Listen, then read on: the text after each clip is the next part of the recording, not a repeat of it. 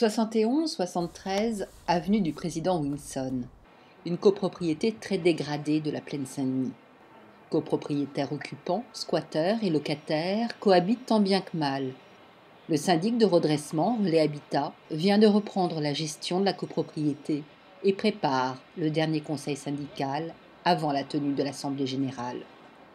Ici, les difficultés se cumulent et la première mission de l'équipe de Relais Habitat est de rencontrer des habitants démobilisés et exaspérés. Ici, c'est vraiment chacun pour soi et Dieu pour tous.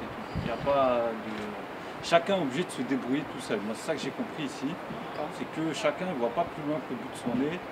Et si tu te débrouilles pas tout seul, pour bricoler, pour faire des trucs, c'est mort. Afin de remédier à une situation résultat d'années de laisser-aller et de gestion défaillante, l'équipe du syndic de redressement rencontre tous les habitants, s'efforce de les mobiliser. Aujourd'hui, Kaina Benissad a rendez-vous avec l'architecte afin d'établir un premier état des lieux et des dysfonctionnements. C'est pour préparer le programme des travaux qui va être soumis au conseil syndical. C'était important de faire appel à l'architecte, d'organiser la visite avec le syndic bénévole qui est aussi membre du conseil syndical pour avoir un petit peu d'historique des travaux qui ont été faits par rapport à l'arrêté, ce qui a été fait ou pas, et puis déterminer les travaux qui restent à faire. Cette copropriété comprend plus de personnes qui sont prêtes à s'investir, qui demandent à ce que les choses avancent.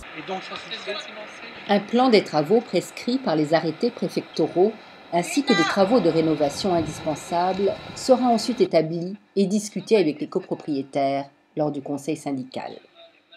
En plus des parties communes, l'architecte se rend dans toutes les parties privatives accessibles afin de déterminer les dysfonctionnements, notamment les fuites d'eau très fréquentes dans les copropriétés dégradées.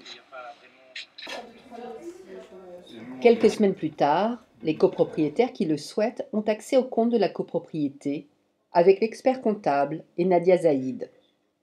L'équipe du syndic de redressement Relais Habitat les incite fortement à venir. La transparence fait partie de la démarche du syndic. Ça permet de les rassurer, leur dire voilà, venez contrôler. Vous, tous les copropriétaires, vous êtes invités à contrôler les comptes.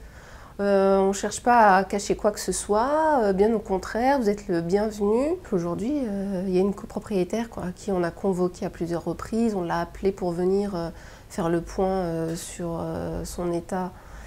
Elle n'est jamais venue et aujourd'hui elle est venue. Elle a écouté, elle a posé les questions qu'elle voulait et à la fin, elle est venue me voir pour me dire ben voilà, je voudrais vous faire le point sur les comptes, sur mon état de dette pour pouvoir mettre en place un échéancier.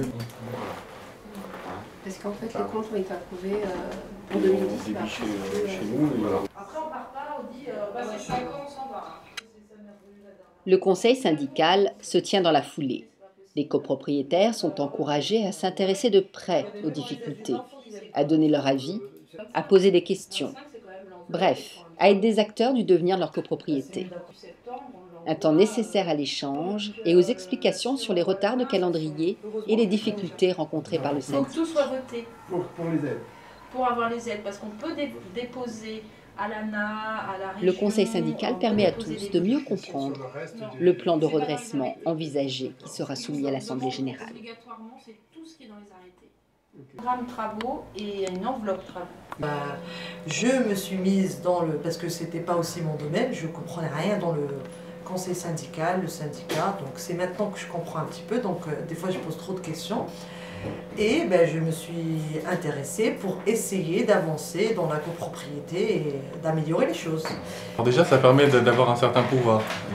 On a déjà une certaine position et ça nous permet d'au moins imposer nos propres idées, nos convictions. Et puis après, on essaye de discuter avec les gens pour voir si vraiment ils sont d'accord ou pas. Les parties dans la cage d'escalier où il y a des choses qui se décollent.